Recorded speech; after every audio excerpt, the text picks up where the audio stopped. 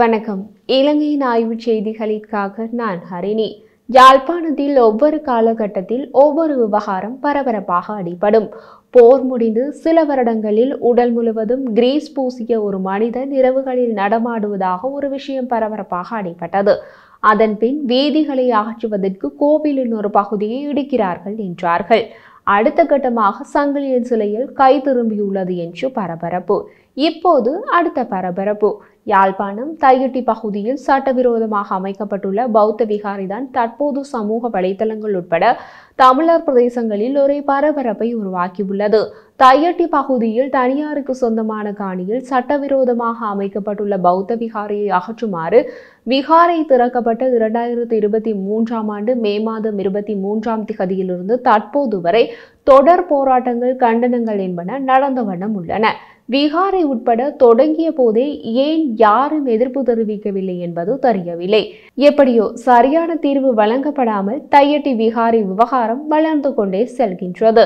விகாரை அமைந்துள்ள காணிகளில் விடுவிக்கப்பட்டு மக்களுக்கு திருப்பி வழங்கப்பட வேண்டும் என கடந்த காலத்தில் நாடாளுமன்ற உறுப்பினர் ஸ்ரீதரன் மற்றும் முன்னாள் கடற்றொழில் அமைச்சர் டக்ளஸ் தேவானந்தா என தமிழ் அரசியல் தலைமைகள் தமது கருத்துக்களை வெளியிட்டு வந்தனர்.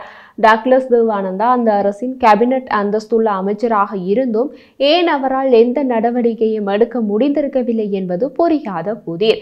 இருப்பினும் எந்த ஒரு காத்திரமான நடவடிக்கைகளும் இதுவரையில் எடுக்கப்படாத நிலையில் தற்போது இவ்விவகாரம் மீண்டும் தலை தூக்கியுள்ளது. ஜனாதிபதி அனுரகுமார தலைமையில் யாழ் மாவட்ட செயலகத்தில் கடந்த 31ஆம் திகதி மாவட்ட அபிவிருத்தி ஒருங்கிணைப்பு குழு இடம்பெற்றது.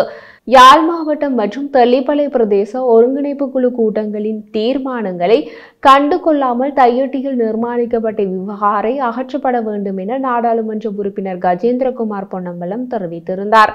இதன்போது கருத்து தெரிவித்த வடமாகாண ஆளுநர் தையிட்டி விகாரை அமைந்துள்ள நிலத்தின் உரிமையாளர்களுக்கு அந்த பகுதியில் உள்ள வேறு காணிகளை வழங்குவதற்கு அல்லது அவர்களுக்கு நஷ்டஈடு வழங்குவதற்கு நடவடிக்கை எடுக்க முடியும் என தெரிவித்தார்.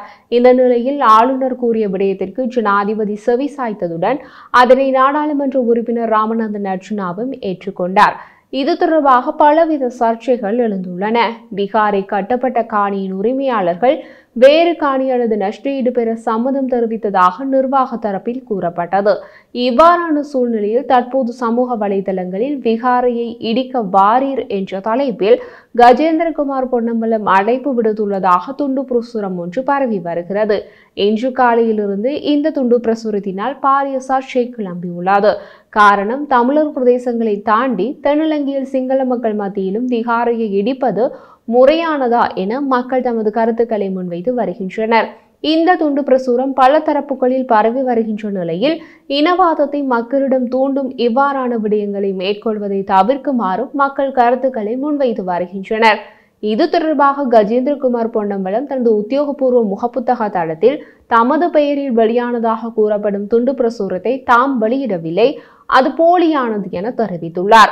விகாரை தொடர்பாக கருத்து தெரிவித்த நாடாளுமன்ற உறுப்பினர் ராமநாதன் அர்ஜுனா, தமிழ் தேசியம் பேசும் அரசியல்வாதிகள் இப்படியான விஷயங்களை வைத்தே அரசியல் செய்கிறார்கள் என்றார். மக்கள் நலனுக்கு தேவையான காரியங்களை அவர்கள் செய்வதில்லை. மக்களுக்கு உள்ள பிரச்சினைகளை நாடாளுமன்றத்தில் பேசி தீர்வு காண முயற்சிப்பதில்லை. இது போன்ற விஷயங்களை தான் வைத்து அரசியல் செய்கிறார் என்றார் அவர். அதன் பின்னரும் சர்ச்சைகள் நிற்கவில்லை, தொடர்கின்றன. தையிட்டி விகாரை சம்பந்தமான விமர்சனங்களுக்கு நாடாளுமன்ற உறுப்பினர் ராமநாதன் அர்ஜுனா தமது பாணியில் பதிலடி கொடுத்துள்ளார். அவர் கூறிய போது, விகாரையை ஏற்கனவே கட்டிவிட்டார்கள். விகாரை கட்டத் தொடங்கிய போது நான் ஒரு வைத்திய தொழிலில் இருந்தேன். ஆனால் கஜேந்திரகுமார் பொன்னம்பலம் ஒரு நாடாளுமன்ற உறுப்பினராக இருந்தார். அப்போது அவர் ஏன் அதை நிறுத்த முயற்சிக்கவில்லை? கஜேந்திரகுமார் பொன்னம்பலம் ஒரு சட்டத்தரணி தானே, ஏன் அவர் அப்போது இந்த விகாரையை பற்றி ஒரு வழக்கு போடவில்லை? நான் வைத்தியசாலையில் ஒரு ஊழல் நடக்கும் போது குரல் கொடுத்தேன். உங்களை போன்று கூவிக்கொண்டு இருக்கவில்லை. நீங்கள் குரல் கொடுக்காததற்கு காரணம், அப்போதுதான் உங்களால் அரசியல் செய்ய முடியும். டக்ளஸ் தேவானந்தா, சுமந்திரன், அங்குஷன் எல்லோரும் ஏன் வடக்கு மக்கள் வாக்கு போடவில்லை என்றால் இவர்கள் கூவுறது மற்றும் ஏமாற்றுவதை தவிர ஒன்றும் செய்ததில்லை. கஜேந்திரகுமார் பொன்னம்பலத்திடம் சும்மா விகாரையை இடிக்க வேண்டும் என்று கூவ வேண்டாம் என்று நான் கூறினேன். இப்போது நான் கஜேந்திரகுமார் பொன்னம்பலம், செல்வராசா கஜேந்திரன் மற்றும் வேண்டுமென்றால் ஸ்ரீதரனுக்கும் ஒரு பகிரங்க சவால் விடுகிறேன். மக்கள் யாரும் தேவையில்லை. நான் விகாரையை இடிக்க மண்வட்டியுடன் வருகிறேன். நீங்கள் எல்லோரும் அளவாங்குடன் வாருங்கள் என்று சேர்ந்து இடிப்போம். முடியுமா? முடியாதுதானே. பிறகு ஏன் முட்டாள்கள் போல கூவுகிறீர்கள்? பொதுமக்கள் ஆளுநரிடம் அந்த காணியை தராவிட்டால் அந்த விகாரை அமைந்திருக்கும் காணியை விட்டு மீதி காணியை தாருங்கள். விகாரை காணிக்கு பதிலாக வேறு காணிகள் தாருங்கள், இல்லையென்றால் நஷ்ட ஈடாக பணம் தாருங்கள் என்ற கோரிக்கையை முன்வைத்தார்கள். அது என்னை பொறுத்த வரைக்கும் சரியான கோரிக்கைதான். விகாரையை சொல்லி அரசியல் செய்யாதீர்கள். மக்கள் விரட்டி அடித்து விட்டார்கள். கதைக்கு ஒன்றுமில்லை என்று வைத்தியசாலை விடயங்களை எடுத்து சும்மா கூவ வேண்டாம். உங்களுக்கு கூவ வேண்டும் என்றால் நான் பாயிண்ட் எடுத்து தருகிறேன், கூவுங்கள். அதை விட்டுவிட்டு மக்களின் இனம் மற்றும் மதத்துடன் விளையாடி ஒரு கேவலமான அரசியலை செய்ய வேண்டாம் என கூறியுள்ளார். மட்டக்களப்பில் சுதந்திர நிகழ்வுகளை பாதிக்கும் வகையில் எந்த ஒரு ஆர்ப்பாட்டங்களையும் மேற்கொள்வதற்கு எதிராக 7 நபர்களுக்கு நீதிமன்றத்தில் தடையுத்தரவு பிறப்பிக்கப்பட்டுள்ளது. அரசாங்கத்திற்கு எமது தமிழ் அரசியல்வாதிகள் எதுவரை போக முடியும் என்று நன்றாகவே தெரிந்துள்ளது. சுதந்திர தினத்திற்கு எதிர்ப்பு தெரிவிப்பார்கள், கருப்பு ஜூலை என்பார்கள், மாவீர தினத்திற்கு விளக்கேற்றுவார்கள். இதனிடையே மானே தேனே என்று போட்டு நிரப்புவது போல விகாரை இடிப்பு, சிங்கள குடியேற்றம், சுயநிர்ணய உரிமை என்று கோஷம் போடுவார்கள். இதற்கு இவர்கள் ஏன் நாடாளுமன்றம் போக வேண்டும்? ஊரிலிருந்தே செய்யலாமே. எத்தனை ஆண்டுகளாக நாடாளுமன்ற உறுப்பினர்களாக இருந்தவர்கள் இதுவரை மக்களுக்கு என்ன செய்தார்கள் என்று கேட்டால் சமஷ்டிக்காக குரல் கொடுத்து கொண்டே இருக்கிறோம் என்கிறார்கள். அதையாவது பெற்றுக் கொடுத்தார்களா என்றால் அதுவும் இல்லை.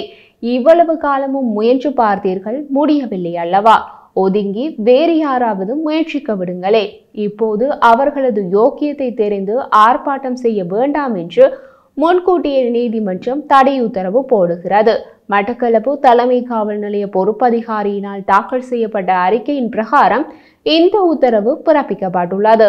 இதன்படி மட்டக்களப்பு காந்தி பூங்கா பிரதேசத்தில் நடைபெற இருக்கும் சுதந்திர தின நிகழ்வுகளை பாதிக்கும் வகையிலான எந்த ஒரு ஆர்ப்பாட்டத்தையோ சட்டவிரோத செயற்பாடுகளையோ மட்டக்களப்பு நீதவான் நீதிமன்ற நியாய ஆதிக்க எல்லைக்குட்பட்ட எந்த ஒரு பகுதியிலும் மேற்கொள்ளக்கூடாது என குறித்த நபர்களுக்கு உத்தரவிட்டுள்ளது. அத்தோடு இலங்கை குடியரசின் தேசிய தினம் கொண்டாடப்பட வேண்டியது என இலங்கை ஜனநாயக குடியரசின் அரசியலமைப்பின் 8வது சரத்தில் கூறப்பட்டுள்ளமையும் தடை உத்தரவில் சுட்டிக்காட்டப்பட்டுள்ளது. தடையுத்தரவு பிறப்பிக்கப்பட்டுள்ள நபர்களின் பெயர்கள்: ராசமாணிக்கம் சாணக்கியன், தமிழ் கட்சி நாடாளுமன்ற உறுப்பினர்; ஞானமுத்து திரிநேசன், முன்னாள் நாடாளுமன்ற உறுப்பினர், தமிழ் தேசிய கூட்டமைப்பு; அமலன் அமலநாயகி, காணாமல் போன மட்டக்களப்பு மாவட்ட ஆக்கப்படுவோர் சங்கத்தின் தலைவி; சபாரத்னம் சிவயோகநாதன் அல்லது சீலன், இணையம் அரசு சார்பற்ற குழுவின் தலைவர். இவர்களை தவிர இதய தம்பி ஸ்ரீநாத், சகாயராசா சுகந்தினி, இருதயம் செல்வகுமார் அல்லது செல்வா என்று குறிப்பிடப்பட்டுள்ளது. இவர்கள் யார் என்று தெரியவில்லை. இலங்கையின் சுதந்திர தினத்தின் போது இவர்கள் ஏன் ஆர்ப்பாட்டம் செய்கிறார்கள் என்பதும் புரியவில்லை.